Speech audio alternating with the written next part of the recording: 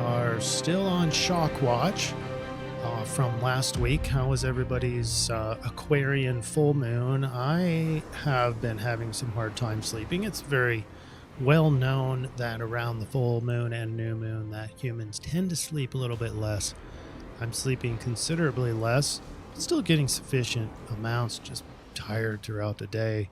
Lots of Uranian Aquarian energy, and that continues into this week, the week of August 22nd to 28, 2024.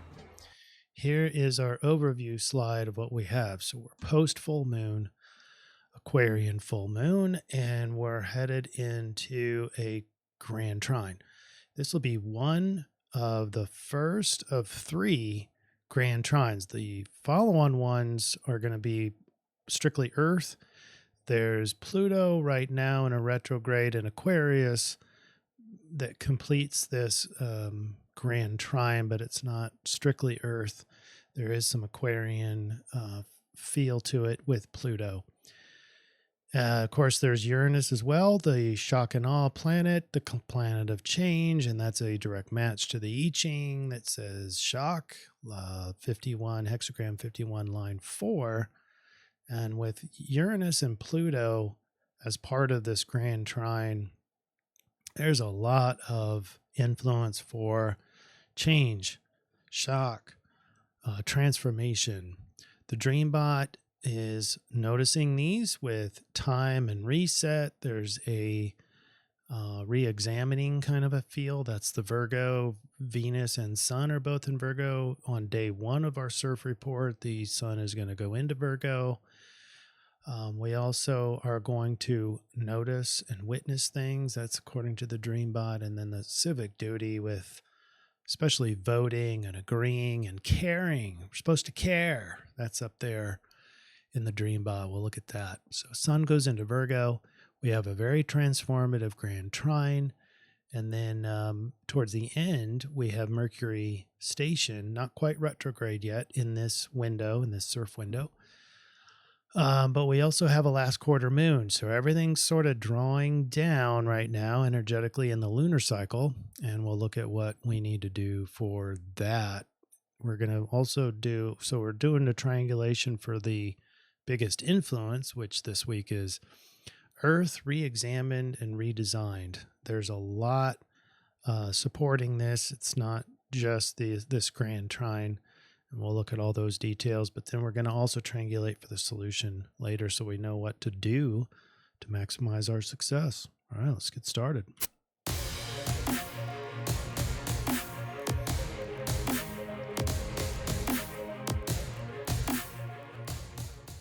Big shout out to Zen Yeti.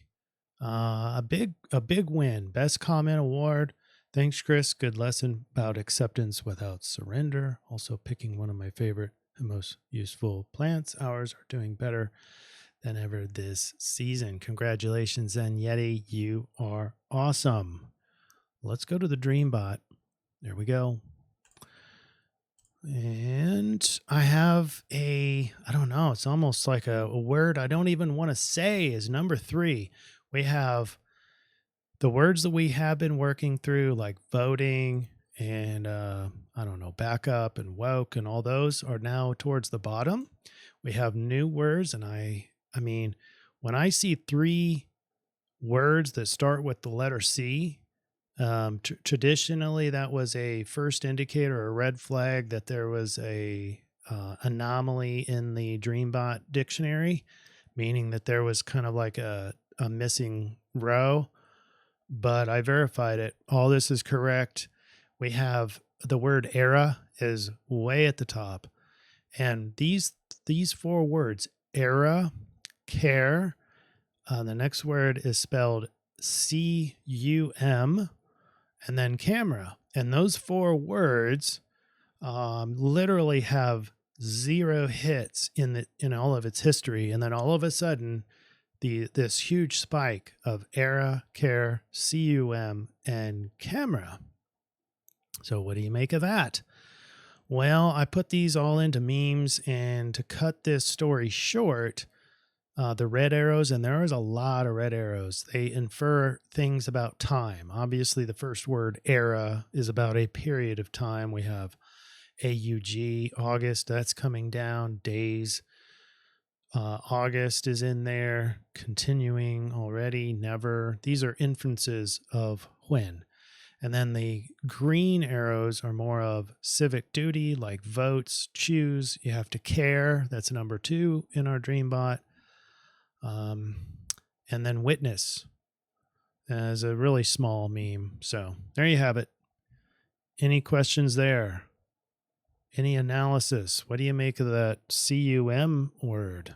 I verified there is no hits in its entire history in our dictionary, and all of a sudden now everyone's dreaming about it. Weird. All right. Here's our astrology. Big picture. We're just after an Aquarian full moon. Our next full moon will be an eclipse, a lunar eclipse in Pisces. But first, next CIRF report will have a new moon in Virgo. So that's your bigger picture. And then we have the energy windows, number 14. It's a question mark, Earth 2.0. Where are we going to get this upgrade? Remember, we have 3 grand trines, and 2 of those in the next subsequent CIRF reports are going to be grand Earth trines with, I think Uranus is in all of them, but don't quote me on that just yet. One thing that, remember, we had Earth examined and redesigned. The redesigned part is not just the grand trine, it's also Venus and Neptune in an opposition. And I point this out because towards the end of our week, Venus opposed Neptune is not just opposition, i.e. conflicted, it's also in contraparallel. So it's in declination, the opposite, which is extra conflicted. So we'll talk about that delineation, but it's about the redesign, reimagining of Earth. Just big picture on this. The biggest energy is Earth re-examined and redesigned. It starts off with a sun going into Virgo, and then it just escalates. It gets the grand trine, big time Earth. Transformation and change is heightened on its maximum. That grand trine maximizes around Monday, Tuesday. All right, let's go day by day. Thursday, the 22nd. Like I said, sun goes into Virgo, and then all of a sudden we have a mutable background. All week we'll have 6 or 7 planets in mutable signs, meaning that the collective is poised, or the energy is most commensurate with adapting, changing, morphing. With the sun going into Virgo, that's a match with the mutable sign or the adapting, but it's also very mental. It notices a lot of things that need to be done. It's very task oriented, but it's the humble master. And it's kind of like Cinderella. Let me put this in the top part here, bring it to the front. Sun going into Virgo is like the humble master. This is the part of us that finds deep satisfaction in the unglamorous work of self-improvement and service.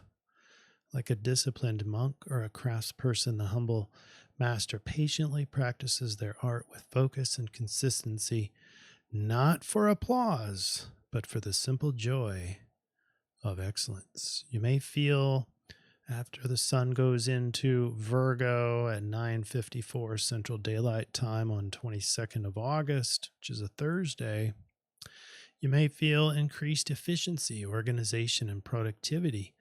You might have a renewed commitment to health, maybe self-care routines, maybe writing more lists out, lists of things that need to get done, satisfaction from serving others, particularly with competence.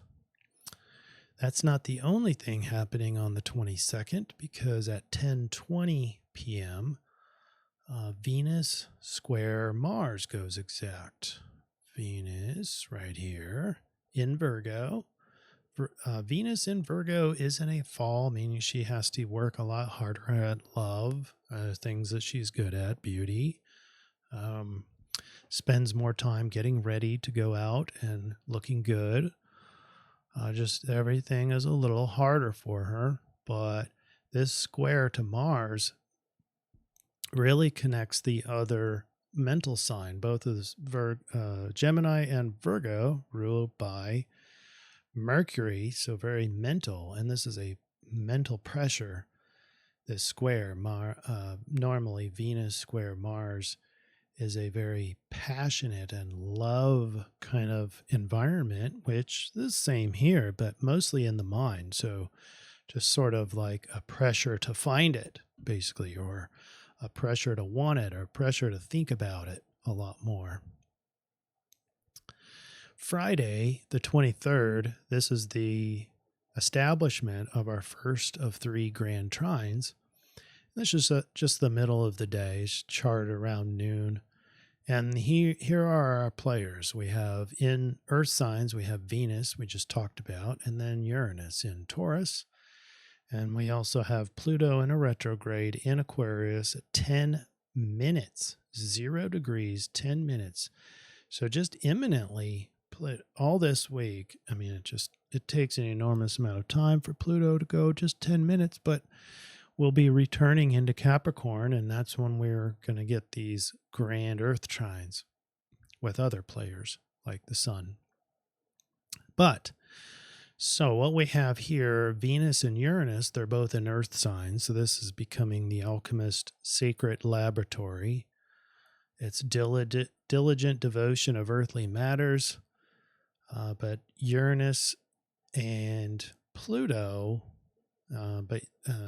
so not Uranus, but Pluto's on that cusp, which brings about the Renaissance for the ancient future, because Pluto's in a retrograde. It's the awakened Earth wisdom integrated with evolutionary forces, quantum leaps both forward and back, aka ancient future. But you put all this together in a grand trine and you get the master builder crafting of the new Earth. We have a lot of technology in here because of the Aquarian influence, but also the Uranian point on the Grand Trine. You might feel during this entire week, this Grand Trine will be predominant and will get stronger as we go throughout this week. But you might feel quantum leaps in resources, finance, and ecology, accelerated personal and planetary evolution through diligent work. A lot of this stage 1 Grand Trine is about the re-examining of Earth, especially since the Sun is now in Virgo. And then on also on the 23rd. So I put 2 charts in here on the 23rd of August and skipped the 24th because there's nothing that goes exact. But on the 23rd at 11:30 p.m., almost about midnight, Mercury retrograde is going to hit a sextile with Mars, and that's going to be exact. And we're going to talk about this again because at the end of our week, Mercury is going to go station and direct, and we'll have this sextile again.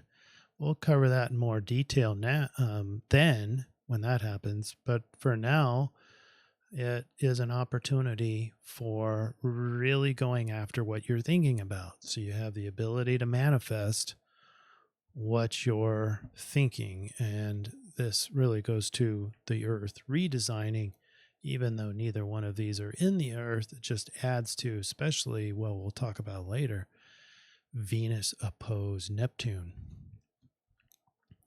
There, I've skipped Saturday, so let's get into Sunday the 25th. Nothing really changes on Saturday, that's why I didn't include it. But on Sunday, we have the Venus opposed Neptune really begins to get a lot stronger and more dominant.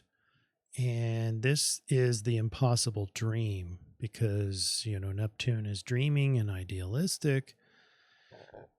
And it's in a retrograde, so it might be dreaming back to returning to a previous point.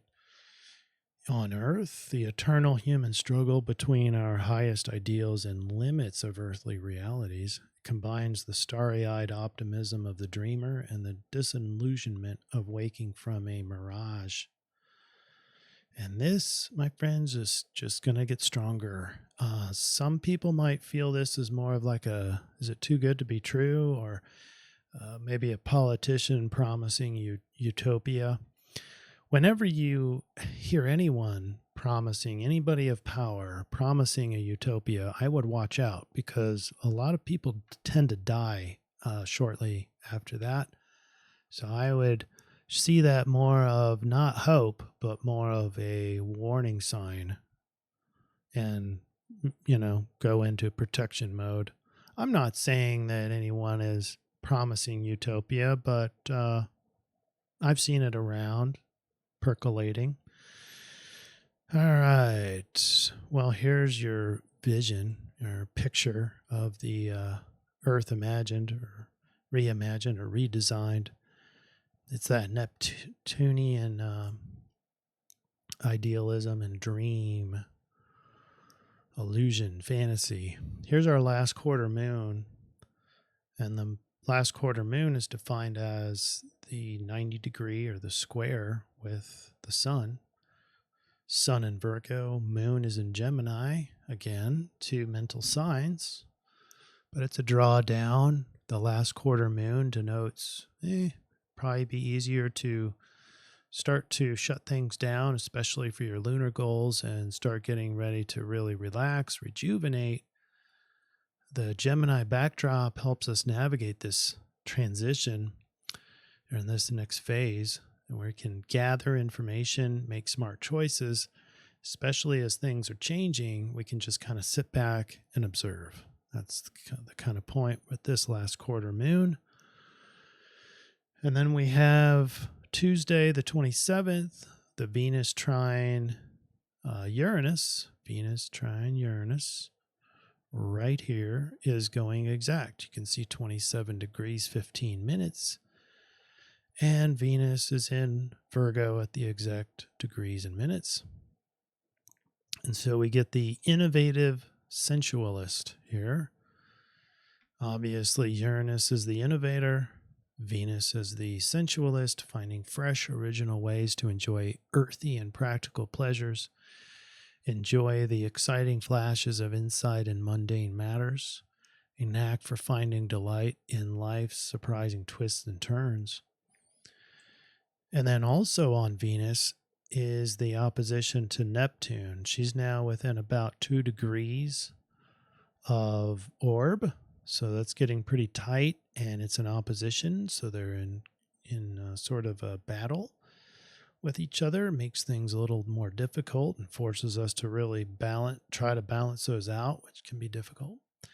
But the important thing here is the contraparallel. It goes exactly opposite in declination.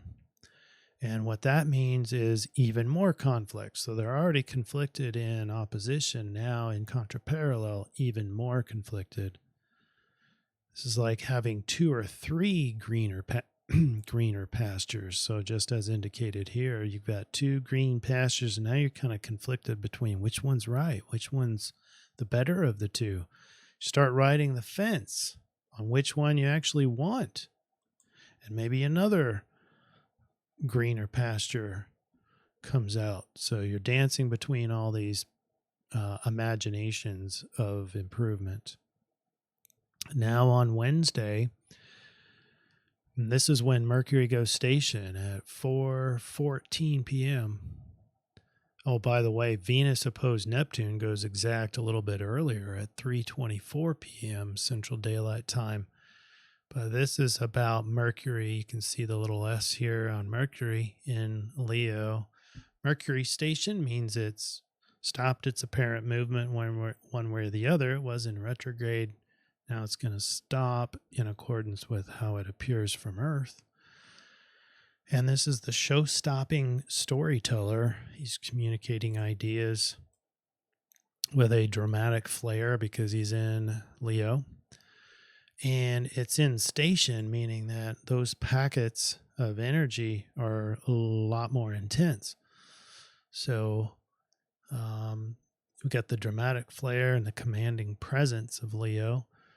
The show-stopping storyteller knows how to capture an audience and express thoughts with a lot of style. So we wait for bated breath from the storyteller.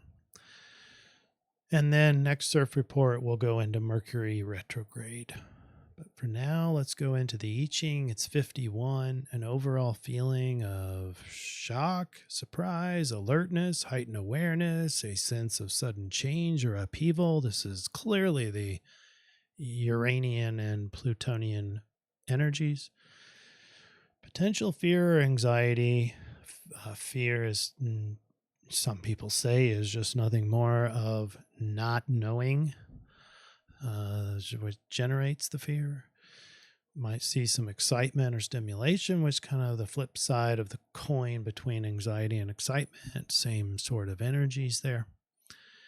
It's in the interpretation, whether or not it's going to be excitement or anxiety, and the level of surety that you have of that outcome.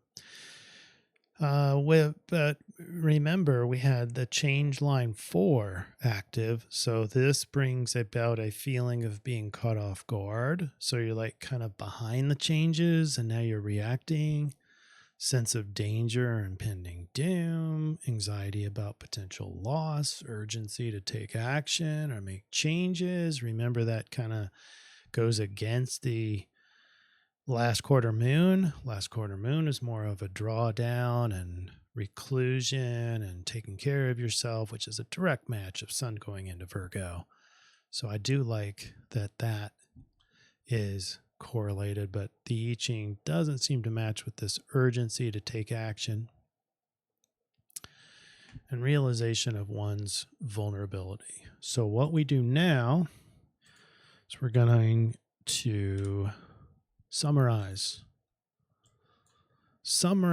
all that we said about the influence, and then we'll get into the solutions. So the overview here with our picture of somebody designing Earth or re-examining Earth, the charm weary Sun.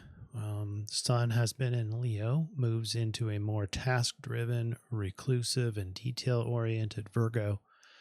Suddenly we see lots of things needing to be fixed and solved. Meanwhile, a very transformative grand trine forms for most of this week with our players Venus, Uranus, and Pluto. Big changes and Aquarian transformations are expected in our 3D reality. With Venus in Virgo, finances. We didn't talk about that, but finances may contract. More people are going to pay attention to their expenditures with a Venus in Virgo. But bottom line, don't underestimate that grand trine. The winds of change are nigh for the collective here on planet Earth. All right. Now let's get into the solution. You put that change line in, change line 4, you get 24 returning. So now we're looking for behaviors. Don't move too fast. That's a direct match to the last quarter moon. As new momentum is just beginning, the turnaround requires that your energy be recharged by adequate rest so that your life force is not depleted prematurely. This is a direct match to the last quarter moon. So getting ready for the new beginnings, that's referring to the next CIRF report with our new moon. But now we're just getting ready.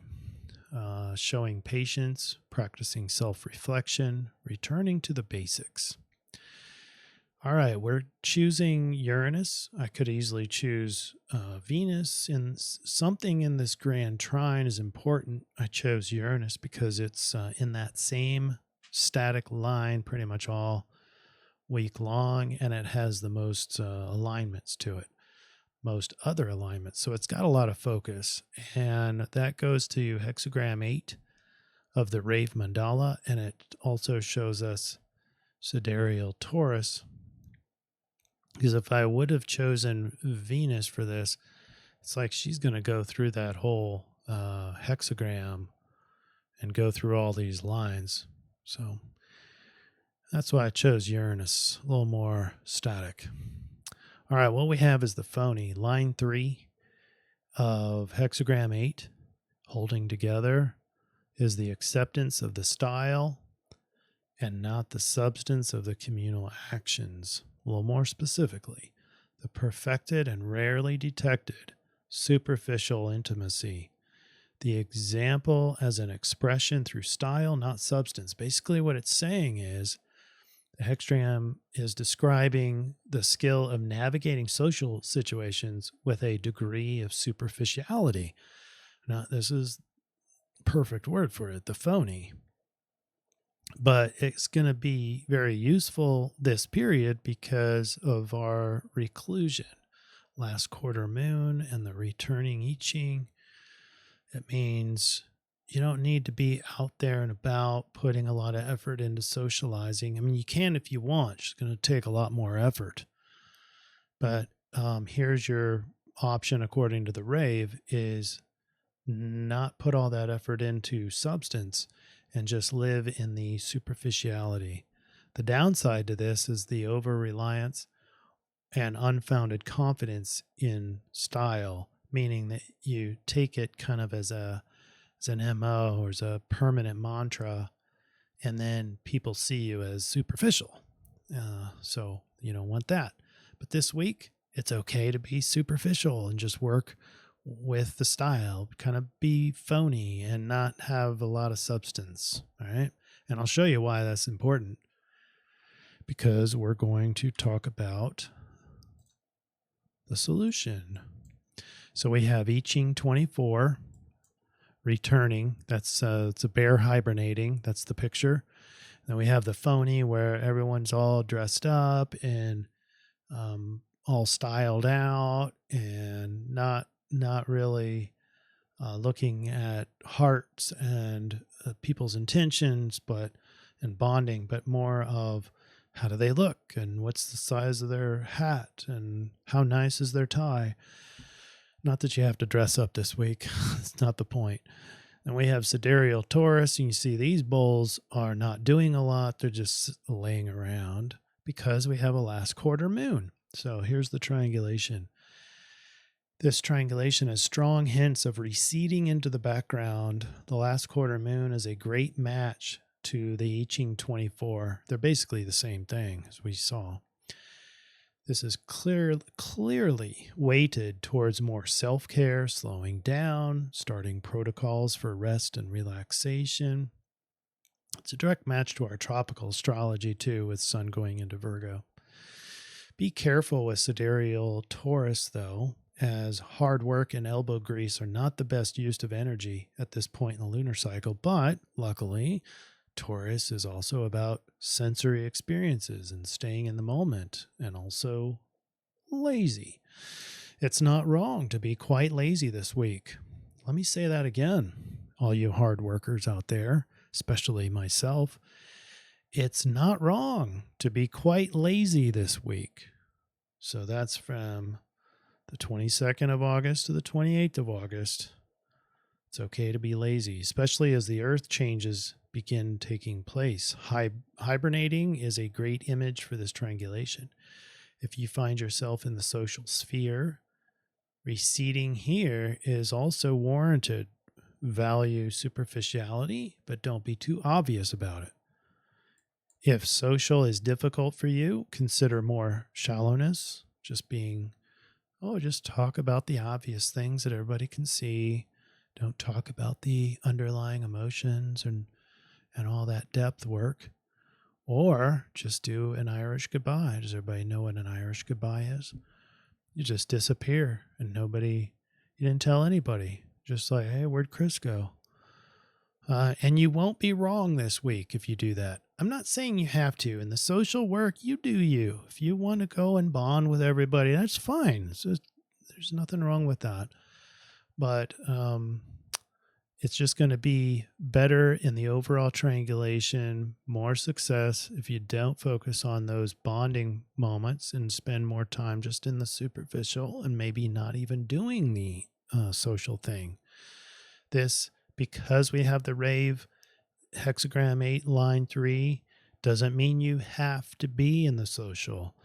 It's better just to recharge. So for a lot of us, we recharge in the social environment. That's the extroversion. But a lot of us also recharge alone, isolation. That's the introversion. And most of us are ambiverts. We need both. So in the cycle right now, the last quarter moon and the I-Ching, it's probably best just to avoid most social environments. And if you do find it in there, find yourself in the social, probably going more superficial is going to be better for you. All right, let's go into our plant. And if you want to screenshot that for later reference, I'll let you do that. This was brought to you by Sean Nelson. Thank you for this, Sean. And we're looking at a tree this week, the oak tree. On many occasions, it is the essence of a plant that contains the relevant medicine. And this is amazingly true for the oak tree. The king of biodiversity, this oak provides habitats, protection from lightning strikes, food, and shelter for humans and animals, as well as firewood, tannins, and much more. Plus, we have this grounding effect for confidence, strength, and sovereignty. We can visualize the oak tree withstanding a storm, secure in the wisdom of the deep roots. He has been here throughout and will be here after. There are oak trees in America that have witnessed over 2,000 years of history. They carry deep wisdom, which they constantly transfer and transmute to all the creatures of Gaia, including humans. Through the 3 physical realms, it lives powerfully within. For grounding, oak tree is proven shock absorber, and there is no better tree. The oak shows us that the earth is our anchor and that there is a conduit through us for all forces. All right. So there you have the plant. Thank you, Sean. Here's your influence. Here's your influence and solution. And I'll let you screenshot that if you would like. All right, that's my presentation for today, for this week. And I hope you have a wonderful week navigating this, and hibernate well, recharge, get ready for the new moon in Virgo. We will see you next week for the next CIRF report. Thanks, everybody. Namaste.